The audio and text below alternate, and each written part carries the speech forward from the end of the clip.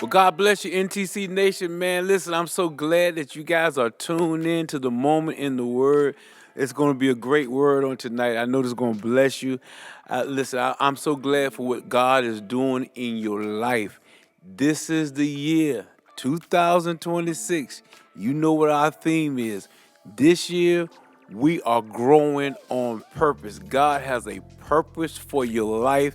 He has a purpose for what he's doing in your life. So I'm just glad tonight to be the conduit to get you excited about what's about to happen. Um, the last couple of weeks has just been some great, phenomenal teaching. I believe one is the word of God, and I believe as the people of God receive what God has for you, we can't do anything but go higher, and we choose. Watch this, because we're growing on purpose. We choose to be excited about what God is doing. We choose to let God have his way in our life. We are making choices that's going to get us to where God wants us without a shadow of a doubt. This is the year you're going to be bad to the bone. You're going to be holding your head up. You're not going to let the enemy discourage you, because we know when he start coming at you like that, it's because you're very close. You are very close to what God has for you. Jeremiah 29:11. This is what God says to Jeremiah. For I know the plans that I have for you. They are to prosper you. They are to bless you.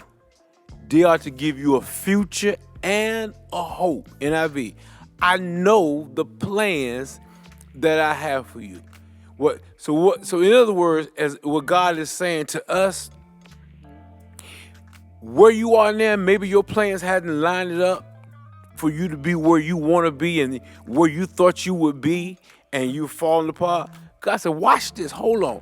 I know the plans I have for you. One, to prosper you and to give you an awesome end. I didn't come to hurt you, I come to prosper you. And then he said, but he says in the beginning of the verse, he says, I know the plans. So watch this, y'all. You that are tuning in, there's a plan for this. God has already planned how this gonna play out. That's where you are right now, right where you are, in your bedroom, in the kitchen, sitting in your car, on the job, taking you a break at work.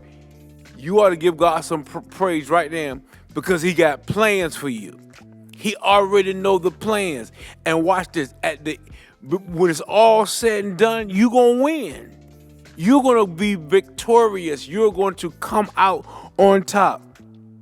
Watch this. Be careful how you use your mouth, because you can speak life or death into your situation by the power of your tongue. I want to make this observation. You can't control your tongue because you can't control your emotions. If you can't control your tongue, your emotions will get the best of you, and you become a servant or a slave to your emotions. Don't let emotions get the best of you. Don't let people push your buttons and cause your emotion to run wild. Because if you can't control your emotions, or if you can't control your tongue, you become a slave to your emotion.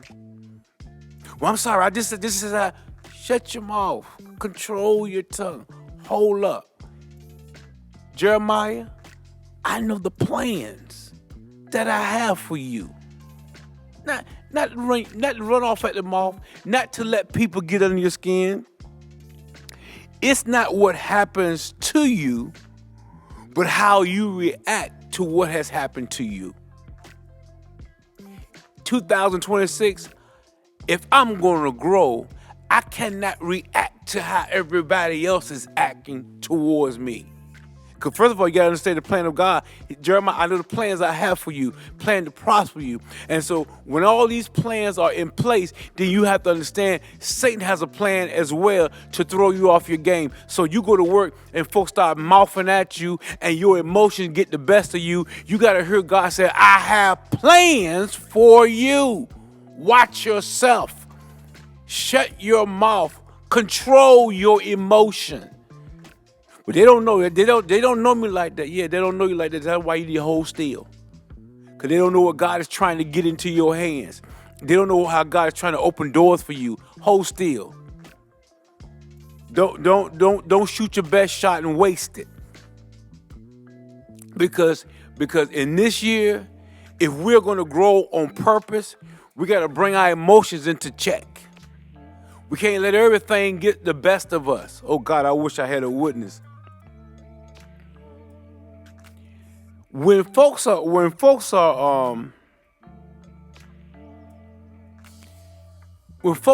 talking to you, how can I say this? And they are, because if you grow, now watch it. If you're gonna grow this year, you gotta know how to respond to people. When folks are getting on your nerve, when they're taking up issues with you because they see where you're going, and they choose to fuss and to argue with you, and they want to be the bully in the conversation, and they want you to understand where they coming from, and you can't get a word in inchwise. You gotta say something that'll shut them down. Something go like this: when you calm down, we'll talk later. But right now, we're not talking. That takes the sting out of what they're trying to throw on you, as if you can't get lit too. You don't need to get lit, because why? You growing this year, and you're a big girl, you're a big boy, and you don't want anything to mess up what God says in Jeremiah. He says, I got plans for you, and you letting everybody else disturb your plan. You let your emotion get in the way. You let what folks are, how they're talking to you and dealing with you, get in the way. I got plans to prosper you.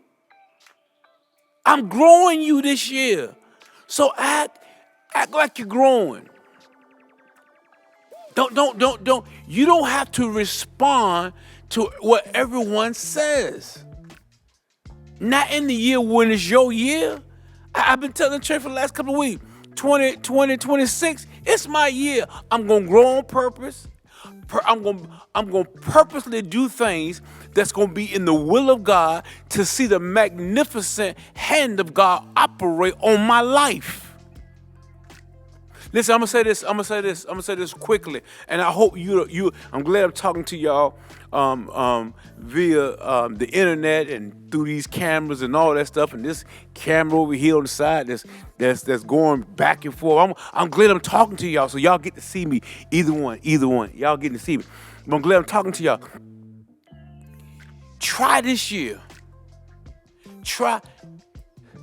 If you come to church once a month, try coming twice a month. If you come to church 3 times a month, try coming 4.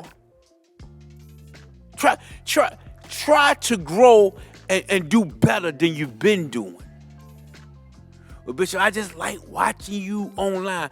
I understand, but the Bible said, forsake not the assembly of the brethren together.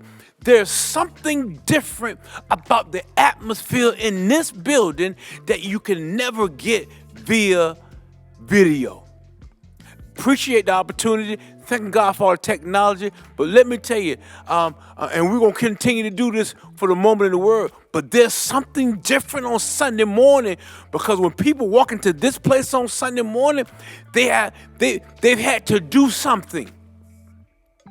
They've had to get out of the bed and intentionally put clothes on, intentionally get in their car, and intentionally drive to 403 Rapidan Street in the awesome city of Portsmouth, intentionally get out of their car and intentionally walk through the doors of the cathedral and intentionally find a seat to sit down and intentionally wait on a word from God. I understand that's a major move because I had to do something. I didn't just turn TV on, roll over, and watch the broadcast. Because once I got in here, now there's a Shekinah glory that's gonna show up. You can get it on the tube, but it ain't the same. So let's do something different this year because you are growing. You don't know what's going to happen when you get in the presence of the brethren, when you get in presence of the sisters, and somebody begin to minister you. You don't have to sit in your front room by yourself. Now, if you can't get here and you're health-wise, I understand.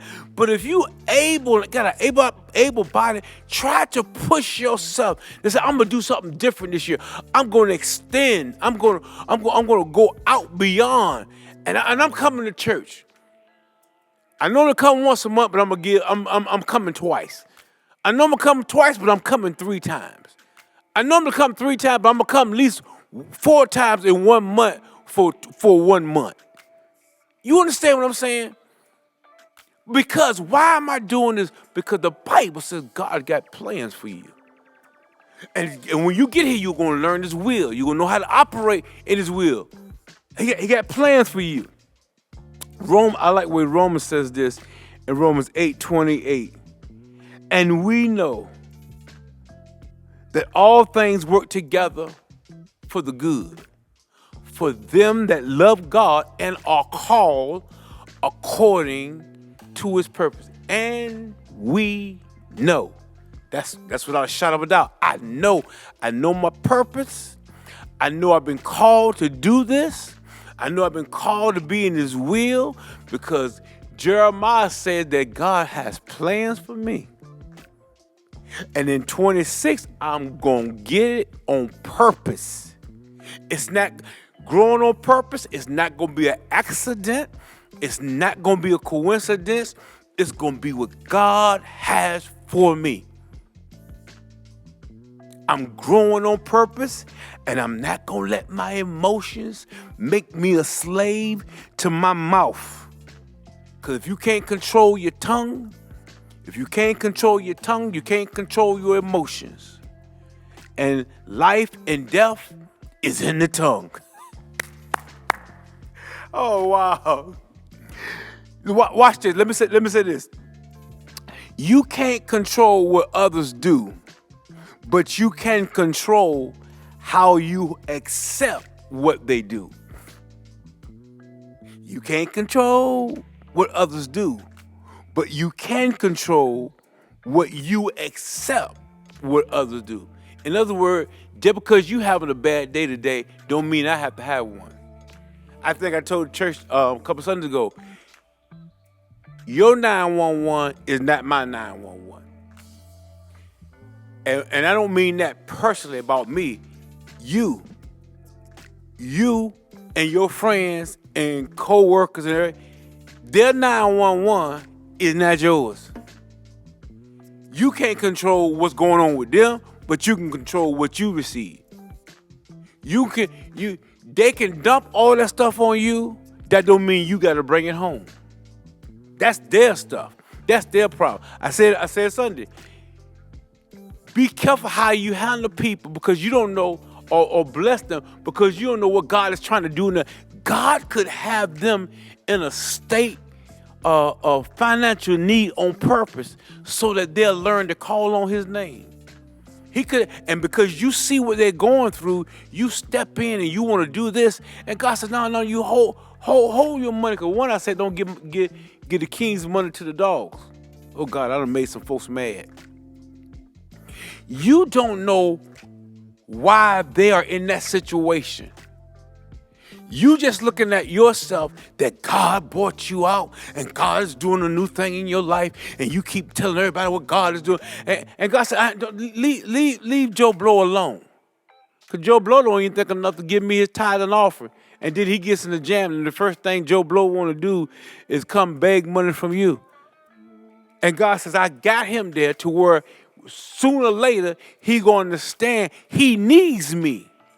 And then he'll understand, or she'll understand that when you pay tithe, when you give your offering, you're doing what God says do. That is a commandment. And then the Bible says, now, try me and see.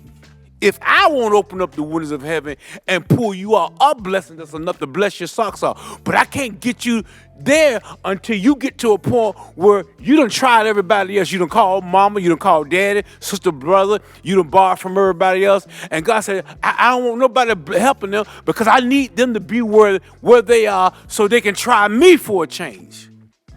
Because I don't know who grabbing this, but if you ever try God, you will get what you come for.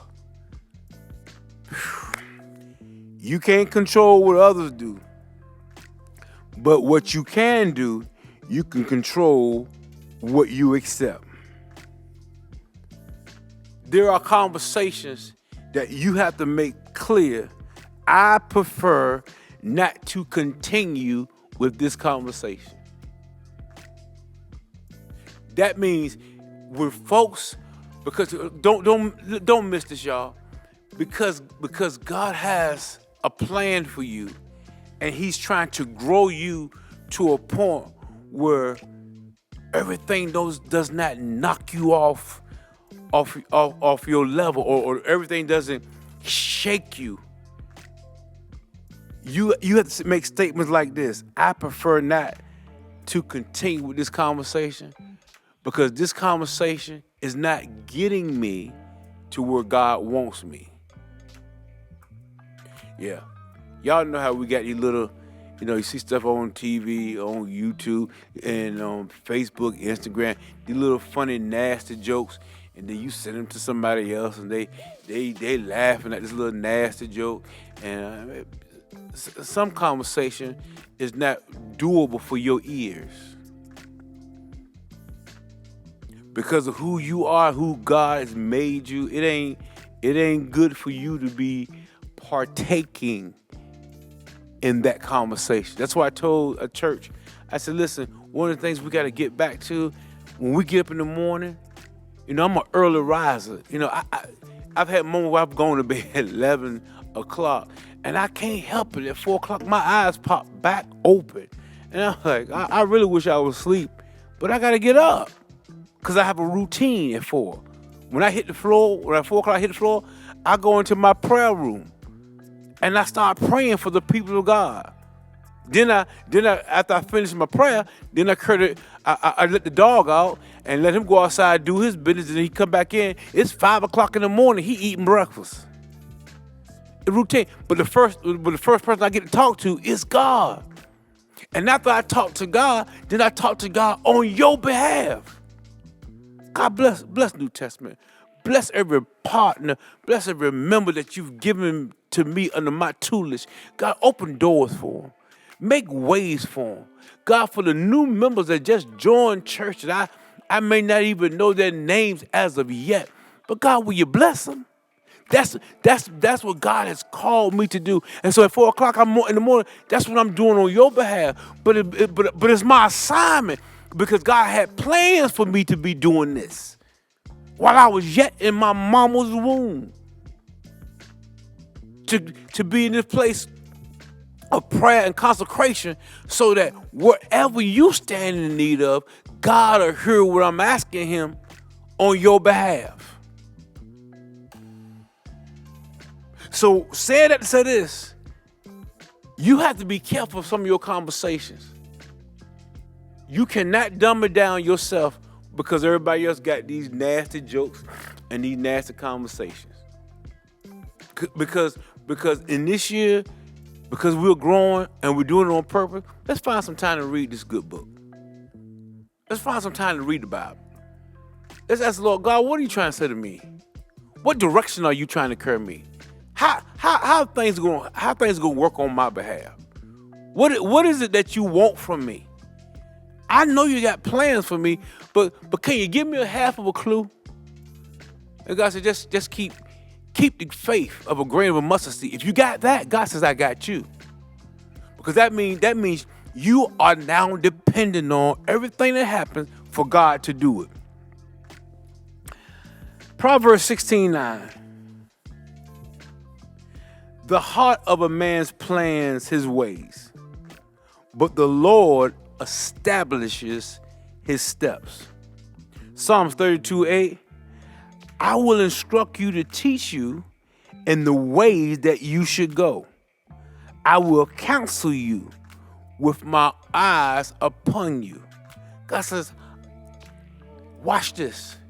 I got you. I'm going to teach you. I'm going to show you what to do. Your heart is going to be right. And I'm going to establish your steps. Jeremiah, I know the plans I have for you. Because in Proverbs, I'm establishing your steps.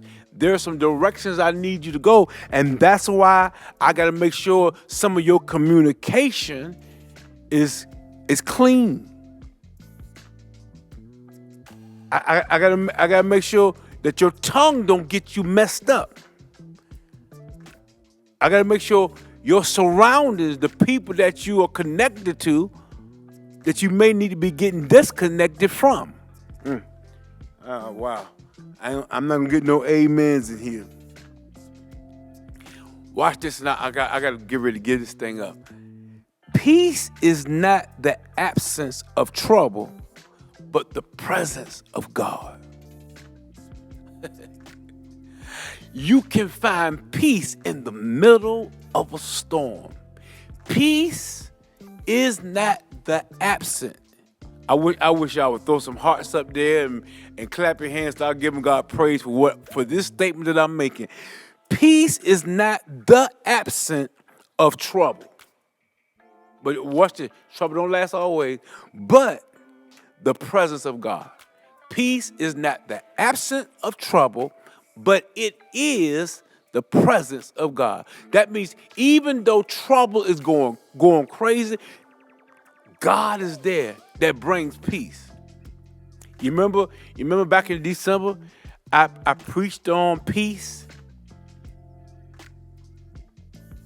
You remember when I shared the word about peace? Here it is. One of the disciples wanted to get out the boat. And when Peter gets out of the boat, Jesus has to grab his hand. And then he grabs his hand, he speaks to the wind and the wave. You remember when Jesus told him, let's cross over to the other side? And he never said in the content that you won't have trouble going over there. But he did say, let's cross over. And while en route of going over, a storm arose. And he gets up and he speaks to the storm. And all he says was peace. Peace is not the absence of trouble, but the presence of God. Jesus. Boy, I'm giving y'all some major word tonight. Peace is not the absence of trouble, but the presence of God. If God says peace to any storm you are in, believe when I tell you it's going to stop. Why? Because God says, I got plans for you, and this storm is not one of them. In other words, this storm can't take you out. This storm going to make you stronger, because it's going to take your little mustard seed faith and say, listen, I done been down this road before. See, that's the good thing about going through a storm. When you go through it and come out, and then you find yourself in another, you're like, I've been down this road before. I seen how this thing work out. I know God is able to deliver me. And he will in due time and due season. And that shows your growth. That's why storms that's going to come this year, man, like bring them on. Because it's obvious God got something great for me. It's obvious he's about to do something. It's obvious he's about to blow me up. I said a couple of weeks ago, look, don't be getting mad at folks when God start blessing them and they start big balling, shot calling. You don't know the storms they've been through. You don't know the pain they've had to endure. You don't know anything about where they are in life. But one thing God will show you, he will make your enemies your footstool. That's why he said, you ain't got to fight your battle. God, I wish I had a witness tonight. You ain't got to fight your battle. Stand still and see the Lord. Let's see how God's going to work this thing out. See how God's going to work them. Stand still. Stop throwing your hands. Put your hands up. Put them down. Stop throwing hands, because at the end of the day, God will fight your battle. Learn. Ooh, I felt that in my spirit. Learn to shut up. Somebody said, Bishop, you don't be telling people shut up. Shut up. Shutting up. Sometimes you got to learn how to be quiet. Find a place that, you know what? This one does not deserve my attention. But as it is written, this is what 1 Corinthians 29 says. But as it is written, what no eyes have seen, what no ears have heard, what no man's heart has imagined, what God has prepared for those who love him. For eyes haven't seen, for ears haven't heard. Jeremiah, I know what I got for you because eyes haven't seen. Jeremiah, I got your back because ears haven't heard. For what I have prepared for you. David, you ready to become the next king of Israel? Can't be. No, there's no way. Jesse, like, no, there's no way. He's a shepherd boy. He stink today. He smells like sheep dung. There's no way he can run Israel. I know the plans I have for you. Plans to prosper you. To give you a great end. I have plans for you. Eyes haven't seen, ears haven't. Why aren't y'all celebrating your life right now? Because you haven't seen what God is about to do. He's about to Roshandale Osaki. Listen, y'all, we never gonna get away from that. That's just like a word about Roshandale Osa. He's gonna turn your stuff around. You ain't seen nothing yet. Right at the moment when you want to throw in that towel, you ought to holler, Roshandale, that something is about to turn around and something good is about. I know the plans that I have for you, the plans to prosper you. I have plans for you, Jeremiah. So this year, all of us are going to grow on purpose. When folks start tripping and acting all crazy towards you, just say to yourself privately, I'm growing on purpose this year. Matter of fact, you're part of the reason why I'm growing. Because I ain't said a word back to you. I've held my peace, and I'm letting God fight my battle. Listen, I got to give this thing up. My time to come and go. I love you, Mint Nation. Thank y'all so much for tuning in. Listen, when we get on like this, you got to grab, you got to send this out to somebody else. Tell somebody else what's going on so that they can get a piece of this word. Because God is up to something. Guess what? We are growing on purpose. Will y'all holler back at me, growing on, throw some hearts up, growing on purpose. That's why the enemy don't want you being focused. Because he knows God got plans for you. And guess what? We about to prosper. We about to blow slam up on a good reason. So on that note, I'm out. Mint family, I love you to life. Until next time, be blessed. And you know what I always say, I love your life. And there's nothing, you finishing it? Yeah, you can do about it. All right, peace. God bless you.